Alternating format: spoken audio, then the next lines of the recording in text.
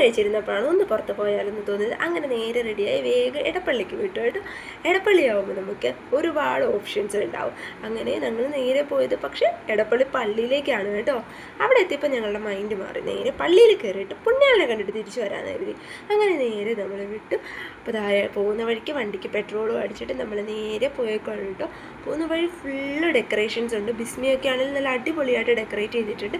അങ്ങനെ നമ്മൾ പള്ളിയിലെത്തി. പള്ളിയിലും ഡെക്കറേഷൻസ് സ്റ്റാർട്ട് ചെയ്തിട്ടുണ്ട്, പക്ഷെ ഒന്നും ഓപ്പൺ ചെയ്തിട്ടില്ല, മീൻസ് ലൈറ്റപ്പ് കൊടുത്തിട്ടില്ല.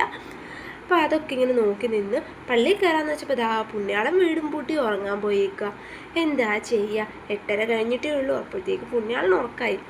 അതിനിടയ്ക്ക് ഇവിടെ ഒരാൾ വാനനിരീക്ഷനാണ്. മാനത്ത് കാണുന്ന നക്ഷത്രമാണെന്ന് ഞാൻ പറഞ്ഞു, പക്ഷെ വേറെന്തോ വെളിച്ചം എന്നിട്ട് അതിൽ ഗവേഷണം നടത്തിക്കൊണ്ടിരിക്കുകയാണ്. ആ ഗ്യാപ്പിൽ ഞാനൊന്ന് പോയി പുണ്യാളിൻ്റെ അടുത്ത് പ്രാർത്ഥിച്ചിട്ട് വന്നു കേട്ടോ. ഇവിടെ നേർച്ച കോഴികളെ വെച്ചിട്ടുണ്ട്. അങ്ങനെ പുണ്യാളിനോട് പറയാനുള്ള കാര്യങ്ങളെല്ലാം പറഞ്ഞിട്ട് നമ്മൾ തിരിച്ച് വീട്ടിലേക്ക് പോരുകയാണ്. പോകുന്ന വഴിയിൽ ലുലു അല്ലേ, എടപ്പള്ളി അല്ലേ, ബ്ലോക്കിനുണ്ടോ കുറവുള്ളൂ. നല്ല ബ്ലോക്ക് ഉണ്ടായിരുന്നു. പിന്നെ നമ്മൾ എഴഞ്ഞാണ് വന്നത് കേട്ടോ. അപ്പോൾ ഇത്രയുള്ളൂ ഇന്നത്തെ വീഡിയോ. ഇഷ്ടമായ like, share and subscribe. Full video എൻ്റെ ചാനലിൽ ഇട്ടിട്ടുണ്ട്.